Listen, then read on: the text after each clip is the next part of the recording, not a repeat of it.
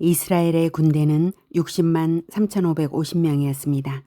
20살 이상 전쟁에 나갈 수 있는 남자들의 수입니다. 그러나 숫자가 많다고 하나님의 군대가 되는 것은 아닙니다. 중요한 것은 하나님의 은혜를 기억하고 그분의 말씀을 믿으며 순종하는 군대가 되는 것입니다.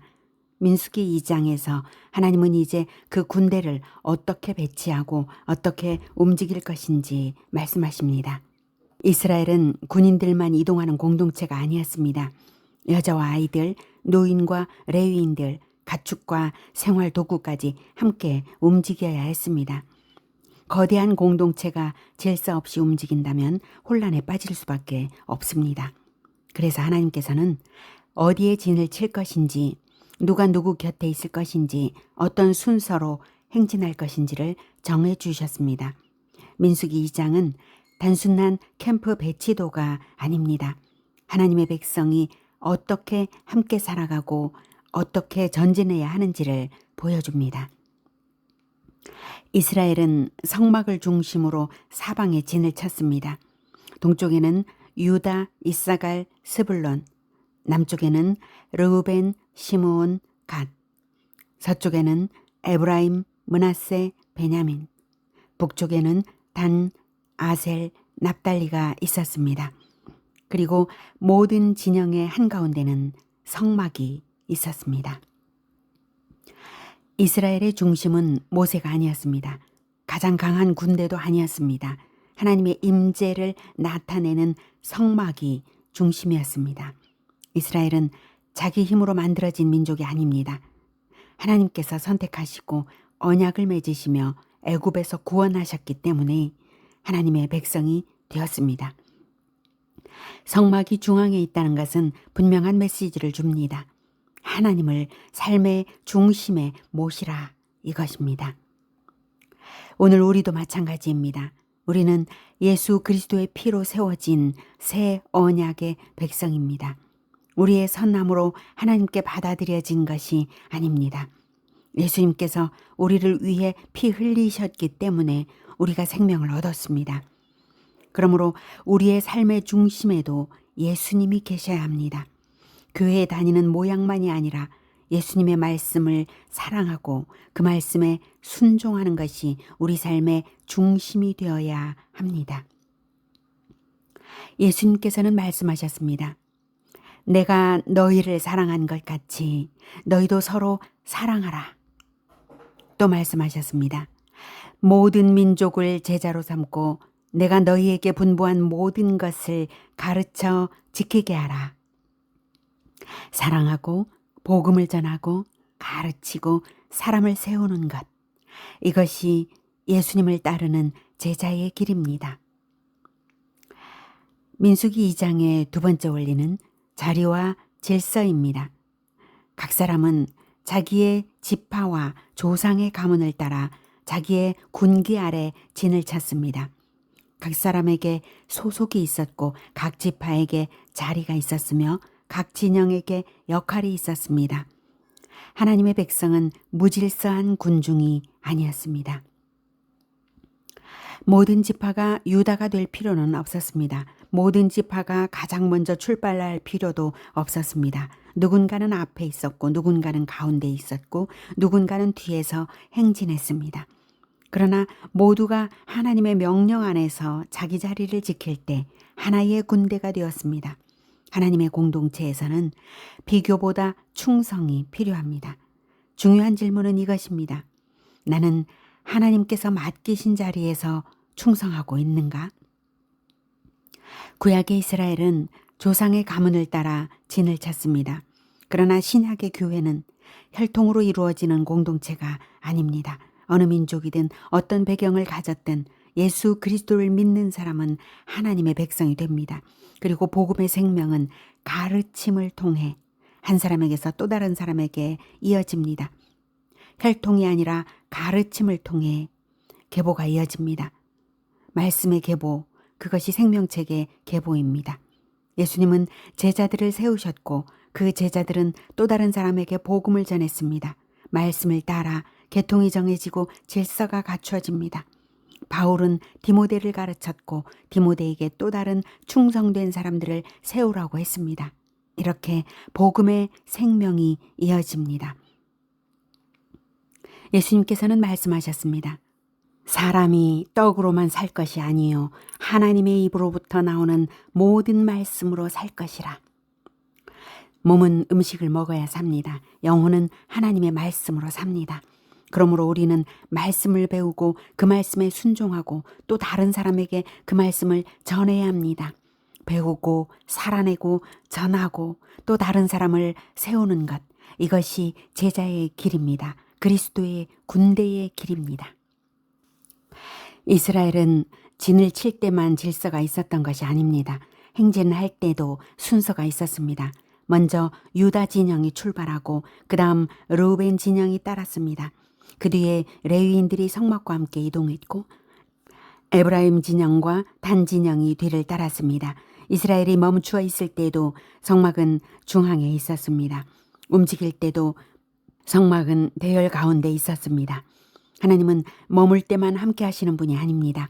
광야를 걸을 때도 자기 백성과 함께 하십니다.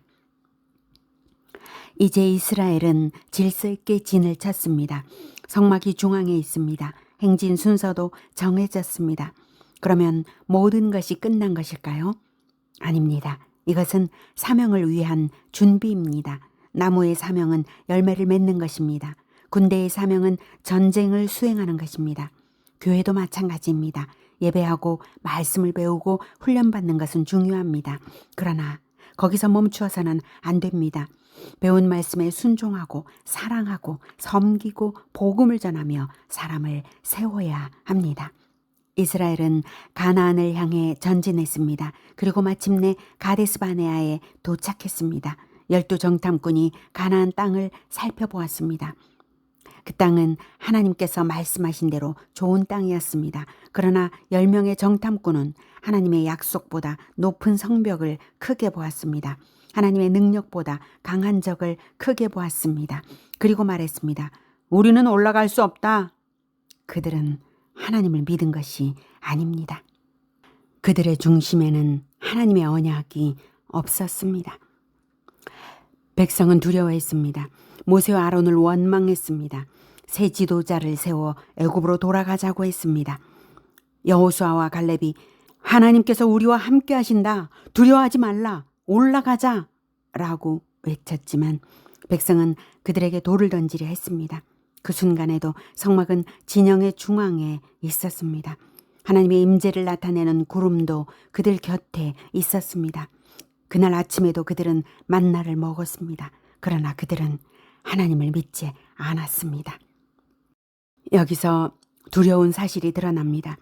진영의 모양은 성막 중심이었습니다. 그러나 그들의 마음은 하나님 중심이 아니었습니다. 성막은 진영의 중앙에 있었지만 하나님의 약속은 그들의 마음 중앙에 없었습니다. 외적인 질서는 믿음을 대신할 수 없습니다. 교회 안에 있다고 자동으로 순종하는 사람이 되는 것은 아닙니다.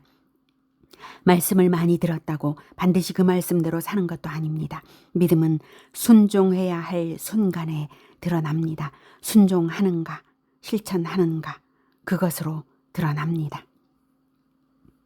여호수아와 갈렙도 다른 사람들과 같은 현실을 보았습니다. 같은 성벽을 보았고 같은 적을 보았으며 같은 위험을 보았습니다. 그러나 그들은 현실보다 하나님의 약속을 더 크게 보았습니다. 그래서 말할 수 있었습니다. 올라갑시다. 믿음은 위험이 없는 상태가 아닙니다.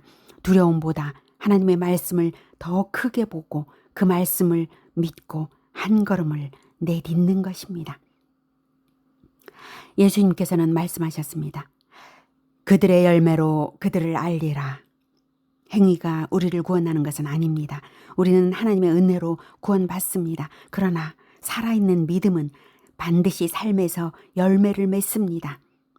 행위의 열매가 나타납니다. 믿음은 사랑으로 나타나고 순종으로 나타나며 섬김으로 나타납니다. 나무라면 열매를 맺어야 합니다. 군대라면 사명을 수행해야 합니다. 예수님의 제자라면 예수님을 따라 살아야 합니다. 사람을 사랑하고 복음을 전하고 또 다른 사람이 예수님을 따라가도록 도와야 합니다. 민수기 2장의 이스라엘 진영을 다시 바라봅시다. 그들의 한가운데는 성막이 있었습니다. 그들에게는 하나님이 주신 질서가 있었습니다. 그리고 그들은 약속의 땅을 향해 전진해야 했습니다. 오늘 우리의 삶도 마찬가지입니다.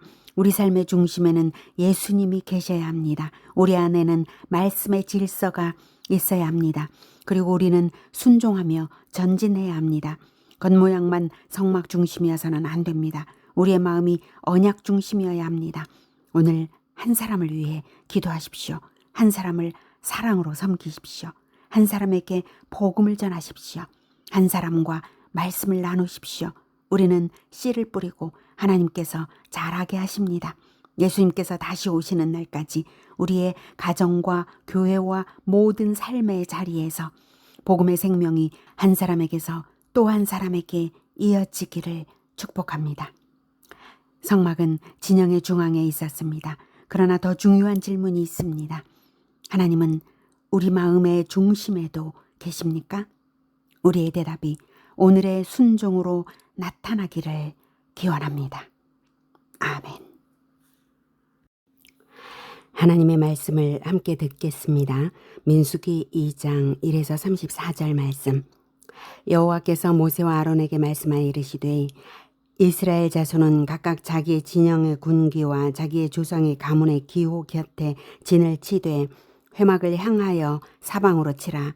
동방 해돋는 쪽에 진칠 자는 그 진영별로 유다의 진영의 군기에 속한 자라.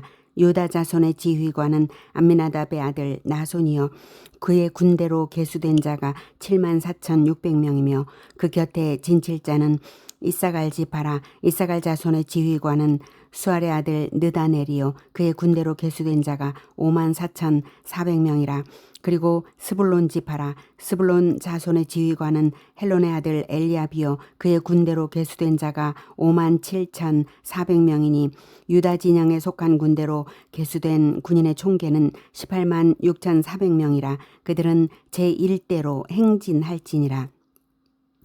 남쪽에는 르우벤 군대 진영의 군기가 있을 것이라. 르우벤 자손의 지휘관은 스데울의 아들 엘리수리요 그의 군대로 계수된 자가 46,500명이며 그 곁에 진칠 자는 시므온 지파라. 시므온 자손의 지휘관은 수리사떼의 아들 술루미엘이요 그의 군대로 계수된 자가 59,300명이며 또 갓지파라. 갓자손의 지휘관은 르우엘의 아들 엘리아삽이요 그의 군대로 계수된 자가 45,650명이니 르우벤 진영에 속하여 계수된 군인의 총계는 151,450명이라. 그들은 제2대로 행진할지니라. 그 다음에 회막이 레위인의 진영과 함께 모든 진영의 중앙에 있어 행진하되 그들의 진친 순서대로 각 사람은 자기의 위치에서 자기들의 길을 따라 앞으로 행진할지니라. 서쪽에는 에브라임의 군대의 진영의 군기가 있을 것이라. 에브라임 자손의 지휘관은 암미후스의 아들 엘리사마요 그의 군대로 계수된 자가 45,500명이며 그 곁에는 므낫세 지파가 있을 것이라. 므낫세 자손의 지휘관은 브다술의 아들 가말리엘이요 그의 군대로 계수된 자가 32,200명이며 또 베냐민 지파라. 베냐민 자손의 지휘관은 기드오니의 아들 아비단이요 그의 군대로 계수된 자가 35,400명이니 에브라임 진영에 속하여 계수된 군인의 총계는 108,100명이라. 그들은 제3대로 행진할지니라. 북쪽에는 단 군대 진영의 군기가 있을 것이라. 단 자손의 지휘관은 암미사떼의 아들 아히에셀이요 그의 군대로 계수된 자가 62,700명이며 그 곁에 진칠 자는 아셀 지파라. 아셀 자손의 지휘관은 오그란의 아들 바기엘이요 그의 군대로 계수된 자가 41,500명이며 또 납달리 지파라. 납달리 자손의 지휘관은 에난의 아들 아히라요 그의 군대로 계수된 자가 53,400명이니 단의 진영에 속하여 계수함을 받은 군인의 총계는 157,600명이라. 그들은 길을 따라 후대로 행진할지니라 하시니라. 이상은 이스라엘 자손이 그들의 조상의 가문을 따라 계수된 자니 모든 진영의 군인 곧 계수된 자의 총계는 603,550명이며 레위인은 이스라엘 자손과 함께 계수되지 아니하였으니 여호와께서 모세에게 명령하심과 같았느니라. 이스라엘 자손이 여호와께서 모세에게 명령하신 대로 다 준행하여 각기 종족과 조상의 가문에 따르며 자기들의 길을 따라 진치기도 하며 행진하기도 하였더라.